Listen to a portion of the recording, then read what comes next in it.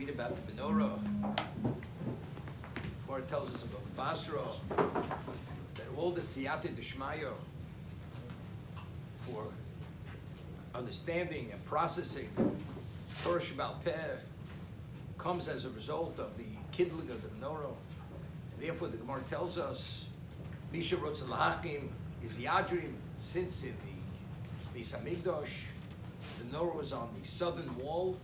So if you want to become wise, illumination, Yadrim, Misha Rotz L'Hashir is Yatzpin, the Shulchan, the golden table with the showbread, the Lechem Aponim, which is Malchus, which is royalty. You should say the Shmon Esrei in a northerly direction. So the menorah represents Torah Sheba'al Peh. We find that the menorah itself, Torah speaks exactly what its dimension was, but the Torah says, Vasisa menorah Torah Miksha Te'oseh. So Rashi cites the Chazal, what's Te'oseh? It shall be made. Not Ta'aseh, you should make it, it shall be made. Me'eleho, if you show you, Moshe miskashiko. Moshe had difficulty making the menorah. Omelach Kodesh Baruch Hu, Hashlich Hasakika L'or, Vinasis Me'eleho. Take the block of gold, just put it into the fire, and it will come out by itself. Kach nichtav te'oseh. Therefore, it doesn't say Ta'aseh, it says te'oseh. It shall be made. But not they, because Moshe had difficulty making it. The difficulty is, says that all the kalim, every aspect of the Mishkan was kitadnis asherisa b'hor. It was the form that he had seen in fire on the mountain.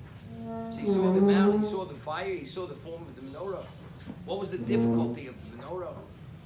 So we've explained in the past that in addition to the physical formation of and development of the various kalim, the vessels, and the parts of the Mishkan, each one had a certain level of representation. They had to be infused with a kavanah, with an intent in terms of to activate the various forces which they correspond to. So the menorah, what level of kavanah was needed? The kavanah was Torah Sheba'al Peh. Now Torah Sheba'al Peh is infinite. Moshe Rabbeinu, as great as he was Kibbutz Torah Mi Sinai. The totality of Torah in terms of the depth and the breadth to the fullest, only HaKadosh Baruch Hu knows that.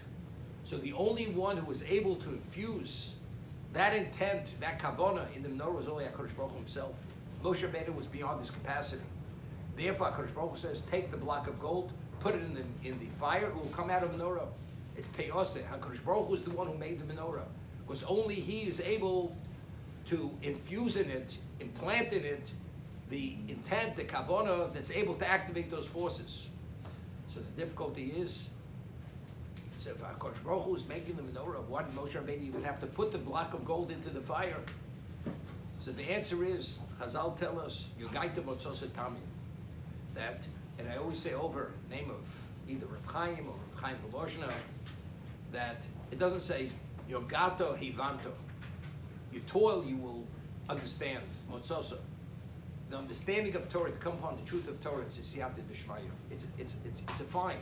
It's like finding a mitzvah. You uncover a treasure. The treasure is under the ground. All you have to do is just uncover it.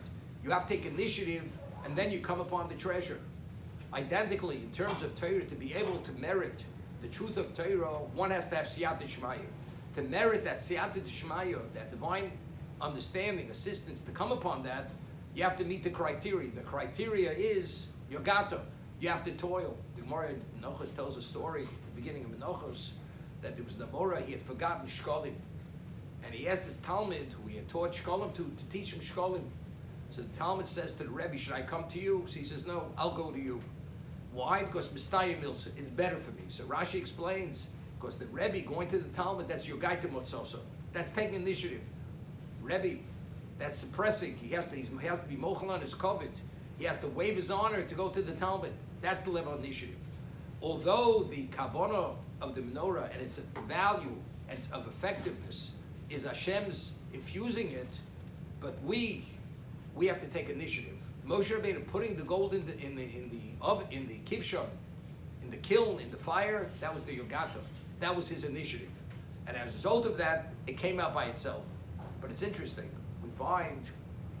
We we know that the Mishkan was a tikkun for the Chet Egel.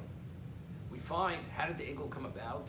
So the Chazal tell us that there were two sorcerers who had come out with the Erev Rav, with the rabble, and they had taken gold, they put it into the fire, and through Kishuv, through sorcery, an Egel comes out made of gold walking. It came out by itself. Now we know Barasi Yitzhak Barasi Torah Tavlin. What is the counterforce to all that? Only the Torah itself.